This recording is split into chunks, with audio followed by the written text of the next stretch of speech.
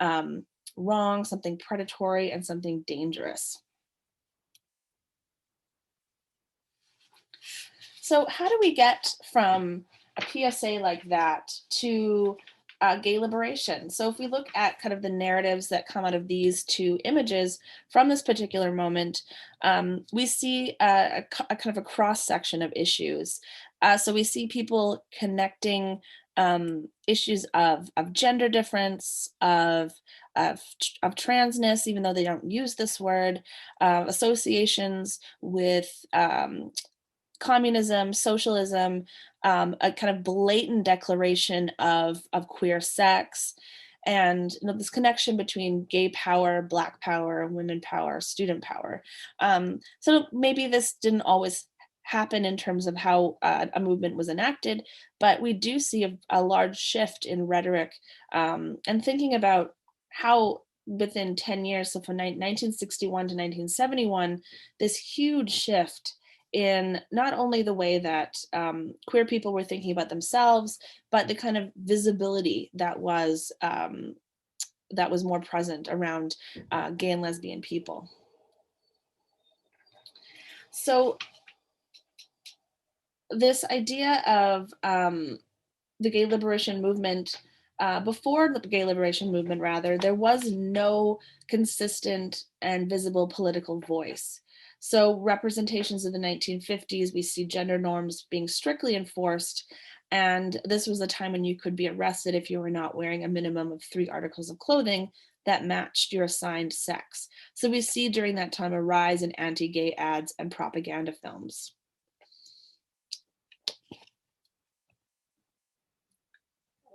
So, moving to the gay liberation movement, so the raids and crackdowns and arrests that were happening consistently in relationship to gay activism and to riots like Stonewall prompted resistance. It wasn't just a passive um, community that was experiencing violence. So the Stonewall riots actually happened over 3 days in June 1969, and it is largely considered the event that launched the modern LGBTQ rights movement, as well as the formation of larger drag balls and houses. So when police went to raid the Stonewall bar and make arrests, patrons, particularly Black trans women, drag queens, and butch lesbians, fought back. And we can kind of see the relationship between drag and political resistance. So, drag doesn't necessarily signify that it is going to be a political act, but the fact of embodying gender performance is itself political and resistant. So drag bars, drag clubs have always been, ever since we had these queer spaces, refuges for the community.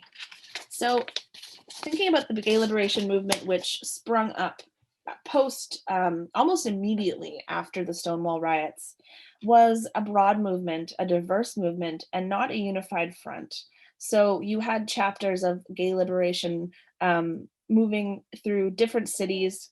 It wasn't just New York.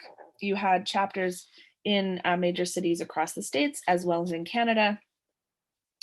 And a lot of these activists that were part of these movements had been connected to or participated in other social movements like the women's movement, anti war, different countercultures where we see challenges to dominant notions of gender. So you see the image of the male hippie with the long hair. You see lots of connections to or drawing from the civil rights movement and student movements. So these are all happening in different parts of the country, but there's a lot of connections in terms of who's participating in these movements. So after the Stonewall riots in New York, June 29th is the kind of the start, seen as the start of the riot itself. We have first the Gay Liberation Front, which is this first activist group that formed after Stonewall.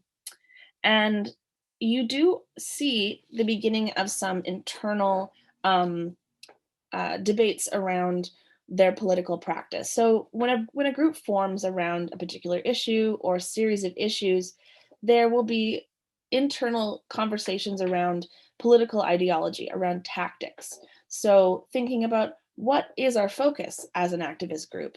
How will we attain that objective? What are the ways that we will share our views? So, is the group grassroots? Is it coming from a more non organizational platform? Um, will we focus on just issues of sexuality, or we'll be thinking about multi issues? And so, within these conversations and debates, some of which were very contentious, we have a split, and this is in New York specifically, but these kinds of conversations and tensions happened all over Canada and the US in different ways. So, the Gay Activist Alliance kind of split from the Gay Liberation Front in terms of wanting to focus on single issues. So they said that rather than thinking about sexuality and race, class, they argued that the goal for the movement should be to focus on issues of sexuality only. And this ended up obviously alienating some people from the group.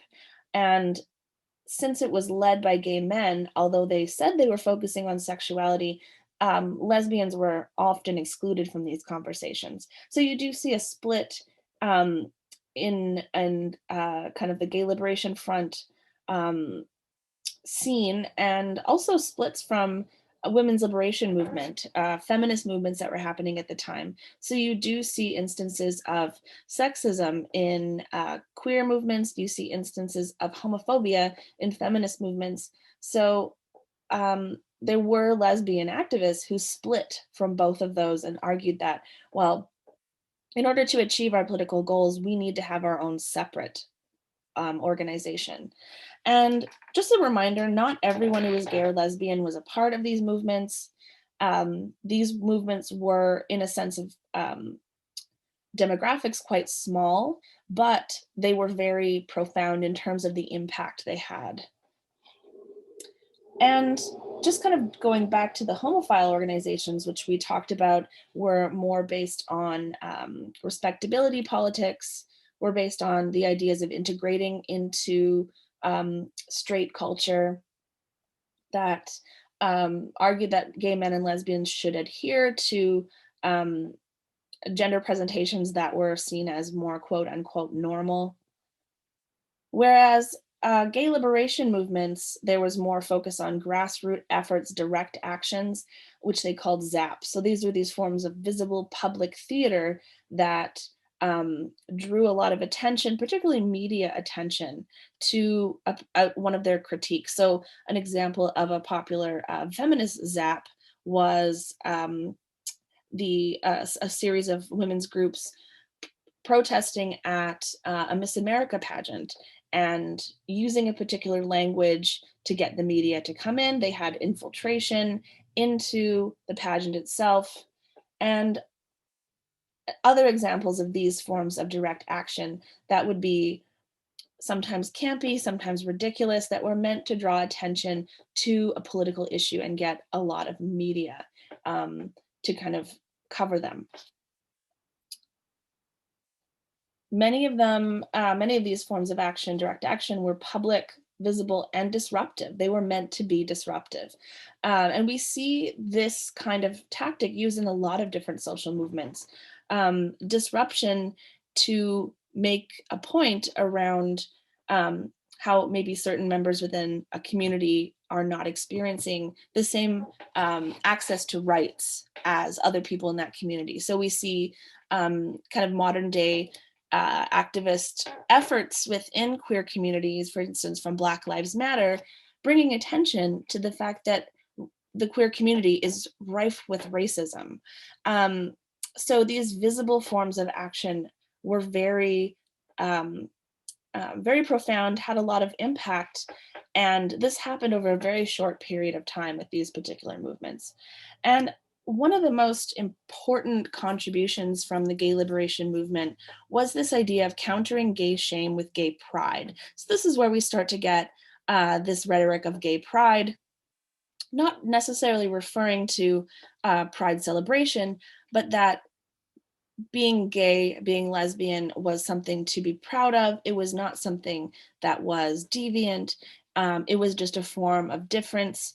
And this was a very powerful claim. And it came along with this idea of coming out, that you should come out as a political tactic and as a way to be visible. And so obviously this is really much depending on where someone lives. And sometimes coming out is not always possible. But this idea, these series of ideas around gayness as not being something to be ashamed of, were incredibly transformative. So here we'll watch a short video on gay liberation just for some more background information.